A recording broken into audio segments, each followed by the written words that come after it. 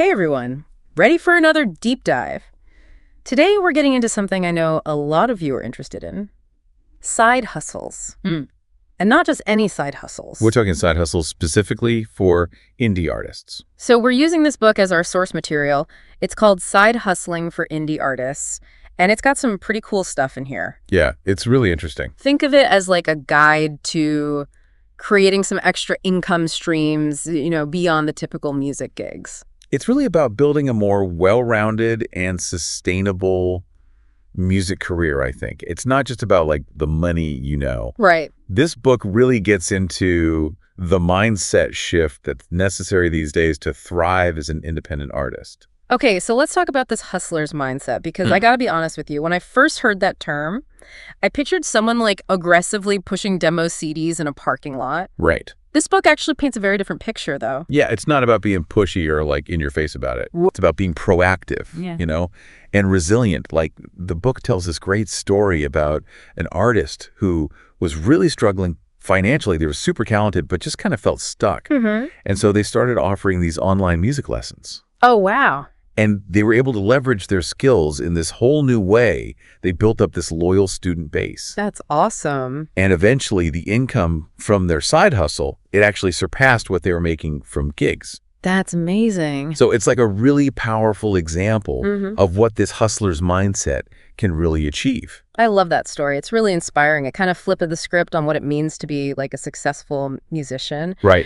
You're not relying on just one avenue for income. Exactly. You're building something multifaceted. And that kind of leads us to the book's next big idea, which is identifying those marketable skills you have beyond just musical talent. Absolutely. So it's about realizing you probably have a whole bunch of talents you haven't even thought about before. Right. Yeah. Maybe you're amazing at social media, or you're really good at video editing, or you're just a natural-born teacher. Yeah. And you know what?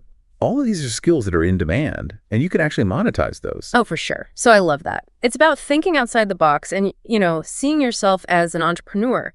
Do you have any skills that stand out to you that you think could be turned into a side hustle? Well, yeah, and it's also important, I think, to analyze the demand for your skills. Let's say you love teaching music. All right. Are there enough potential students in your area? Is there a local need for music teachers? Or, what if your video editing skills are incredible? Yeah. Could you offer those to other artists or businesses? That's a great point. So it's not just about identifying the skills, but also doing that market research, seeing where they fit in. And that's where I think the book's idea of low-level versus high-level skills comes in. Yeah, exactly. Right. So think of low-level Yeah. as those with a broad market appeal. So things like general admin tasks, data entry, basic social media posting. A lot of people can do those things, so the competition might be higher. Right. And the rates might be a little bit lower. Gotcha. Then you've got the high-level skills. Yeah. That's where you have an edge. Yeah. Something specialized. Like what would be an example? Well, they give an example in the book. Running targeted ad campaigns for music releases. Okay. Yeah. Not everybody can just do that effectively. No, for sure. It requires a very particular set of skills. Yeah. And you need to understand the industry. Absolutely. And so because it's a more specialized skill, Yeah. you can charge more.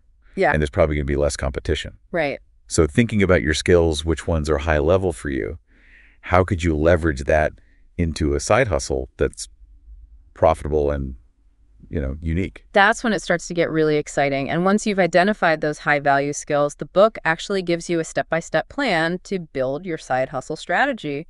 We can't cover all of that, obviously. But I want to at least touch on what the book calls defining your edge. So what's so special about your specific skill set?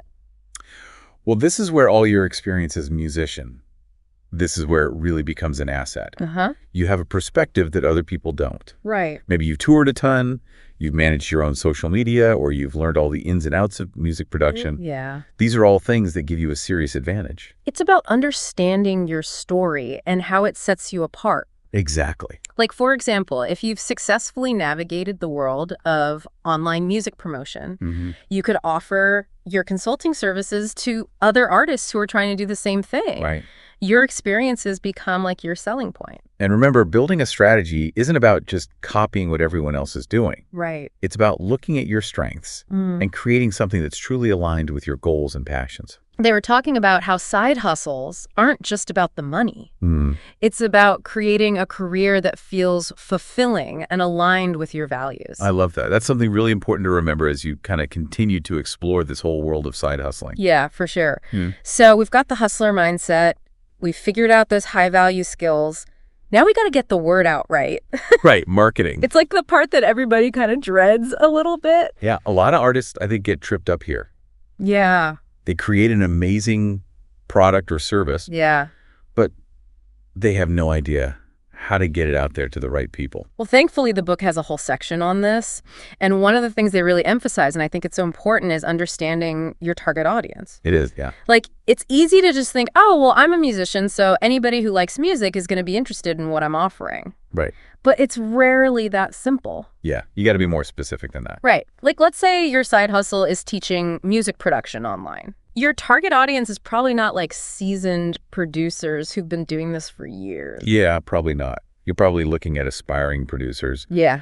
maybe bedroom musicians who want to learn more, Yeah. songwriters even who want to take more control of their sound. Yeah, that makes sense. So it's about being specific, right? Mm-hmm. Who are these people? What are they struggling with? Where do they hang out online? The book actually uses this great analogy. Oh, yeah. They talk about a dartboard. Okay. You could just throw darts randomly and hope you hit the bullseye. Right. Or you could focus on a specific target and really increase your chances of success. I love that. So it's all about that precision in your marketing efforts. Yeah. And once you know who you're aiming for, you got to figure out where to reach them. Exactly, choosing the right channel. Right, which can feel really overwhelming because there's so many options these days. Oh, there's a ton of social media, email marketing, paid advertising collaborations. Oh, it can be a lot. But the book actually breaks it down and makes it a little less scary. It does. They even have a quiz in there Yeah, I saw that. to help you figure out, like, the best marketing channels for your specific side hustle and your target audience. That's really cool. So, for example, if you're creating sample packs for other music producers, Okay. places like Instagram and YouTube where you can actually show off the sounds might be better options for you. Oh, makes sense. But if your side hustle is more service-based, like you're doing mixing and mastering for other artists, Yeah. LinkedIn might be a better fit. You know, because you're connecting with industry professionals. Right, you got to go where your audience is. You don't have to be on every single platform. Yeah, exactly. So once you're on those platforms, then it's all about creating that engaging content, Right. which the book has a lot of really practical ideas for this. It does, yeah. Behind-the-scenes videos, tutorials, live Q&As, as even just like sharing your personal journey as an artist, building a side hustle. It's about showcasing your expertise.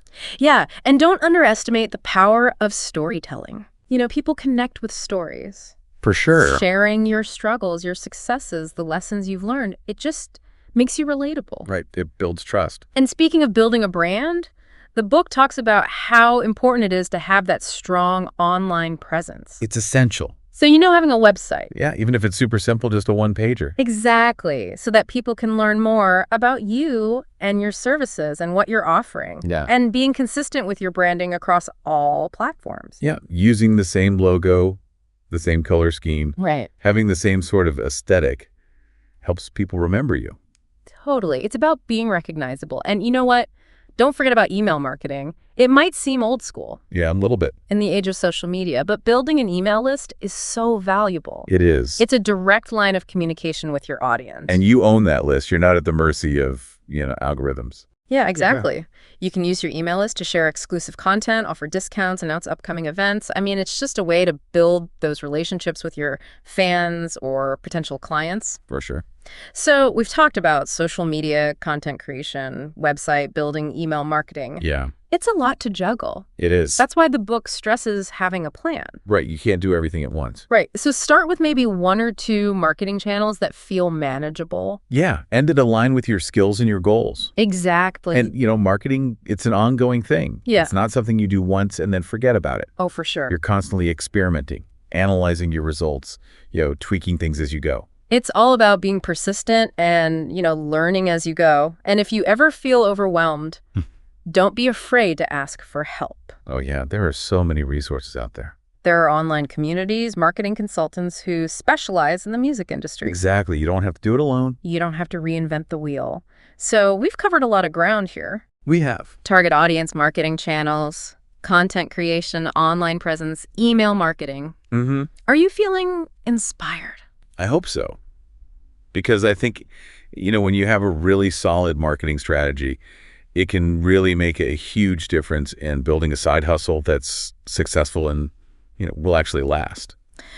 All right, so we've talked about finding your edge. We've talked about marketing, but now comes the real juggling act, right? Time management. Time management.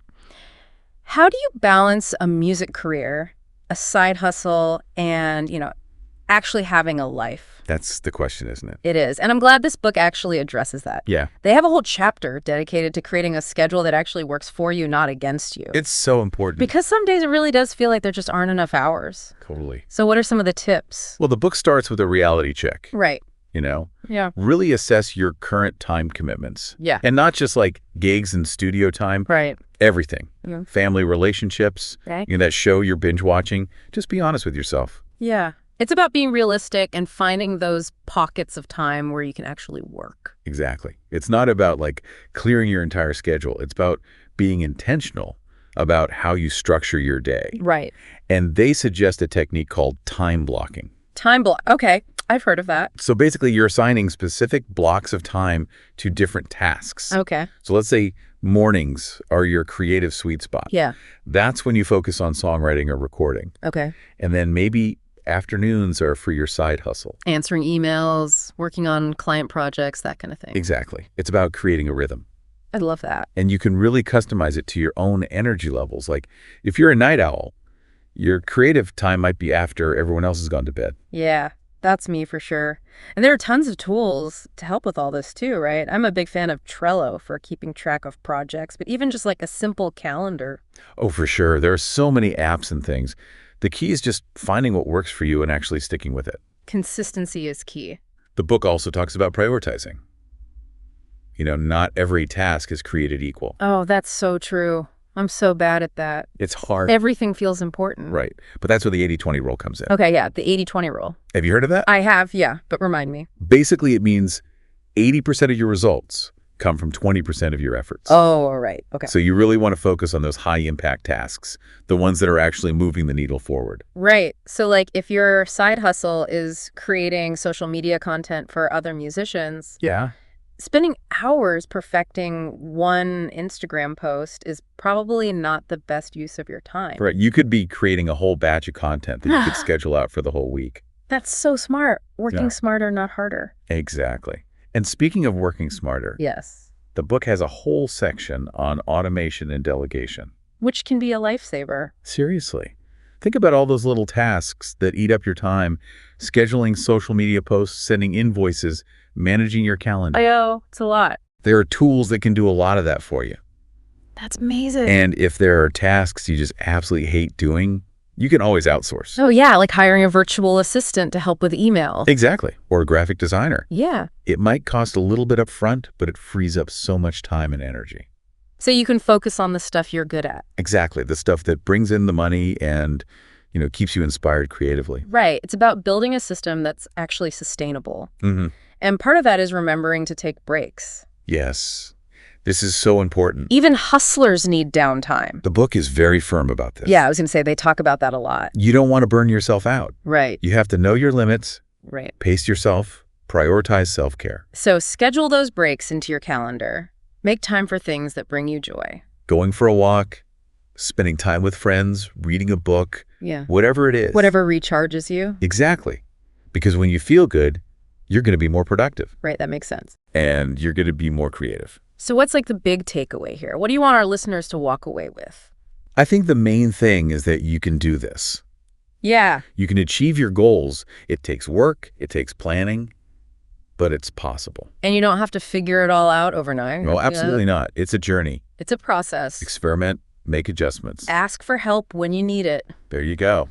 And Side Hustling for Indie Artists is a great resource for all of this. Yeah, they've got tons of practical tips and inspiring stories. And most importantly, I think have fun with it. Oh, yeah. It shouldn't feel like a chore. Building a side hustle should be an exciting experience. Exactly. So go out there, make some magic, and keep the music playing.